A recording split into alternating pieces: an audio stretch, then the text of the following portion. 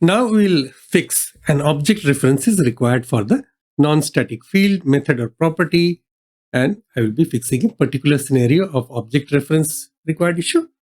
Okay, so we'll start from where we left in the last application. So here, if we get rid of this static, static keyword, let's see what happens. So if I save it, without saving, you can see here an object reference is required for the non-static field, method or property. And this is the method name. This is the method dot, this is the class dot method swapper dot swap, again on integer, ref int, ref int, which is this signature of this swap method within the swapper class.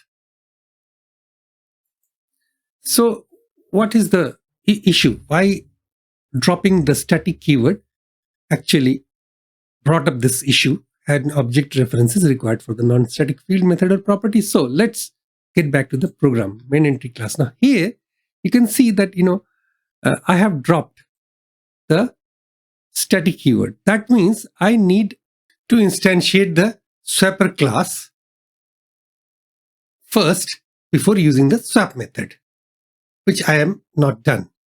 So either I do this, I instantiate this swapper class first and then called the swap method, or I have to declare it as static.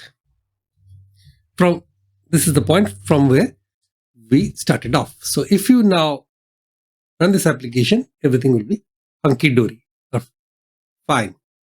Let's see. So you got the results A10, B5, which was the result that we were getting before we introduced this error. Okay. Now, what happens if we drop this static keyword and we'd like to still run this program? Then I'll have to instantiate this swapper class.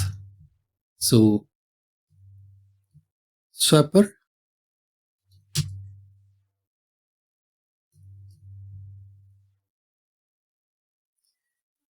swapper equals new swapper, and then swapper dot swap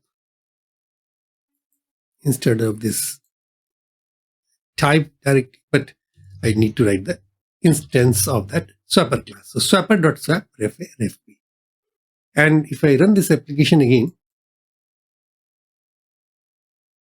so it gives you the same result as before, A10, B5 after swapping the references